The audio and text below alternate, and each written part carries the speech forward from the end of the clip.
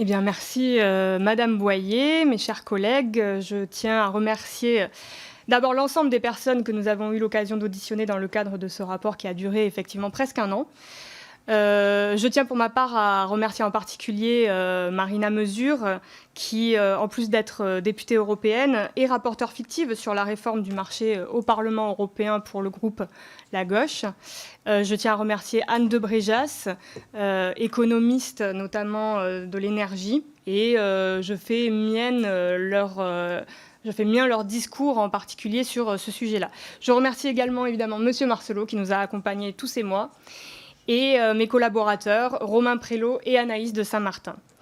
Vous l'aurez compris, nous défendons donc deux projets différents qui reposent sur deux aspects principaux. Le premier est celui des prix de l'énergie, de l'électricité en particulier, qui pose par conséquent la question de rester ou non dans le cadre du marché européen. Et le deuxième aspect est celui de la composition du mix énergétique français et européen à horizon 2050. Sur ces deux questions majeures, notre vision est opposée avec ma co-rapporteure, mais nous regrettons toutes les deux, à l'image des groupes The Left et d'une partie de Renew, le refus de débat sur ces sujets en plénière du Parlement européen. La première question fondamentale sur laquelle nous avons un désaccord avec ma co-rapporteure est la méthode de fixation des prix. Depuis plus de 30 ans, l'Union européenne applique une doctrine libérale qui a conduit à l'ouverture de la concurrence nationale et européenne de la production et de la commercialisation de l'électricité, tandis que le transport et la distribution relèvent de monopoles régulés. Cette politique a conduit notamment EDF à céder des parts de marché à des fournisseurs alternatifs sur l'activité de commercialisation et à faire une place aux producteurs privés. La promesse initiale était une baisse des prix pour les consommateurs et des investissements massifs d'acteurs privés pour la promotion de nouveaux moyens de production. Quel est le bilan aujourd'hui ? On a compté jusqu'à 80 fournisseurs alternatifs en France, mais leur nombre a chuté avec la crise.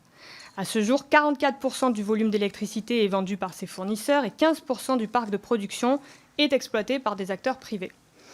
La mise en place du marché de gros à l'échelle européenne a conduit à ce que le prix de l'électricité soit déterminé par le coût marginal de la dernière unité appelée, c'est-à-dire la plus chère, et c'est donc le plus souvent corrélé au coût du gaz, dont les prix sont extrêmement volatiles, incontrôlables et sans lien avec le coût réel de production de l'électricité. Les écarts entre les prix de marché et le coût de l'électricité ont provoqué une succession de crises depuis l'ouverture des marchés. Si bien que tantôt c'est l'équilibre économique des producteurs qui s'est retrouvé en danger lorsque le prix était inférieur au coût, tantôt c'est le porte-monnaie des consommateurs qui l'a été lorsque le prix était supérieur. Et depuis l'été 2021, les prix du gaz se sont envolés, entraînant aussi celle des prix de l'électricité, tandis que les coûts de production, eux, n'étaient pas impactés dans les mêmes proportions. Pour illustrer ça, le coût de production moyen d'un mégawattheure reste inférieur à 100 € en France. Les prix de marché ont dépassé les 1 000 € à l'été 2022. Ainsi, les familles, artisans, TPE, PME, collectivités, industries ont vu leur facture d'électricité multipliée par 3, par 4, jusqu'à 10.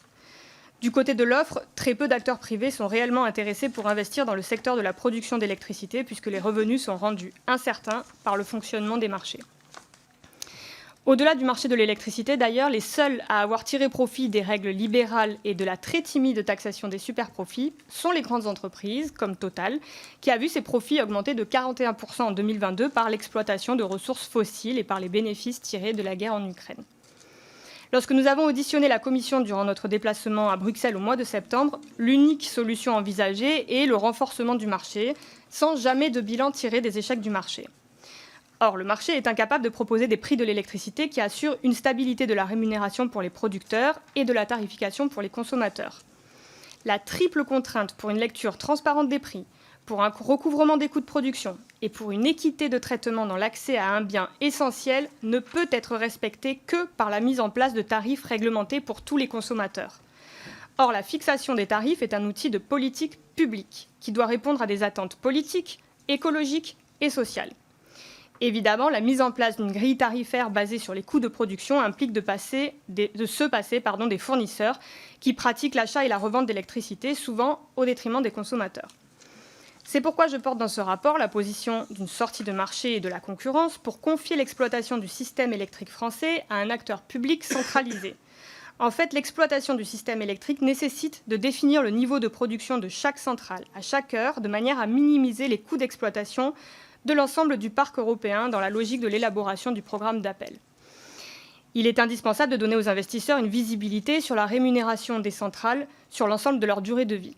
Cela nécessite la mise en place de contrats de long terme garantissant une rémunération qui couvre l'ensemble des coûts de production de chaque centrale indépendamment des prix du marché. Cela se fait en France pour le photovoltaïque ou l'éolien, par exemple. Mais alors, il est indispensable d'inciter financièrement les producteurs à produire au meilleur moment pour le système électrique, sauf à accepter que cette incitation financière s'ajoute à la rémunération garantie par un contrat long terme. Nous nous retrouvons alors face à l'impasse théorique du marché, puisqu'un même prix ne peut pas à la fois rémunérer les installations et inciter à produire au moment. Cette inadaptation du marché a des conséquences sociales, économiques et en termes de capacité à mener la nécessaire transition énergétique. Dès lors, l'exploitation du parc par un acteur centralisé à l'échelle européenne disposant des informations complètes sur le parc permettrait d'optimiser l'utilisation du réseau et la coordination des centrales. En réalité, sa mise en place à l'échelle française permettrait déjà d'améliorer cette optimisation sans pour autant remettre en cause ni la solidarité européenne ni les choix des autres États membres, contrairement aux arguments qui sont souvent avancés pour dissuader d'une sortie du marché. Et pour cause, les interconnexions existaient déjà avant la mise en place des marchés. Et j'ajouterai que la France n'a pas connu d'évolution majeure des volumes exportés depuis l'ouverture au marché. Enfin, cette solution ne peut être mise en œuvre immédiatement qu'à la condition de déroger aux règles européennes, ce que plusieurs pays de l'Union européenne font ou ont déjà fait face au fonctionnement du marché. Sortir du marché n'est donc non seulement pas synonyme d'autarcie, c'est la solution la plus protectrice pour l'ensemble des consommateurs, avec la possibilité de rétablir des tarifs réglementés de vente calculés selon les coûts de production et de réseau. Au contraire, la solution prônée par la Commission européenne et en cours de discussion va à l'inverse de cette solution et libéralise encore un peu plus le marché en restreignant davantage encore le recours aux tarifs réglementés de vente et en encourageant la décentralisation de la production pour affaiblir encore un peu plus l'opérateur historique. La deuxième question de la composition du mix énergétique n'est pas nouvelle, elle a fait l'objet de plusieurs débats à l'Assemblée et dans plusieurs commissions. Ce n'est pas un secret, à la France Insoumise, nous souhaitons sortir le plus rapidement des énergies fossiles. Je défends dans le rapport l'idée d'un mix énergétique basé à 100% sur les énergies renouvelables. Plusieurs scénarios envisagent la faisabilité de ce mix, négawatts à l'horizon 2035, RTE le plus souvent à l'horizon 2050, l'ADEME à l'horizon 2050. En parallèle, l'eurocarénage et la construction de nouvelles centrales nucléaires représentent des sommes colossales qui pourraient être investies dans la recherche et la construction de nouvelles sources de production d'électricité, l'éolien onshore et offshore, le solaire, mais aussi la géothermie, par exemple, les énergies marémotrices, pour prendre un autre exemple, autant de pistes qui sont écartées systématiquement lorsqu'on les amène dans le débat public. Pour compenser l'intermittence des énergies renouvelables, nous pouvons compter sur l'hydraulique, mais aussi sur les avancées en matière de stockage d'électricité ou, pourquoi pas, sur le développement de l'hydrogène vert. Je porte un regard plus critique que ma co-rapporteure sur le rôle du gaz dans la transition énergétique. Le gaz est une énergie fossile, donc polluante. Le gaz n'est pas non plus produit sur le sol de l'Union européenne et les quantités de biogaz sont insuffisantes pour jouer un rôle quelconque dans la transition.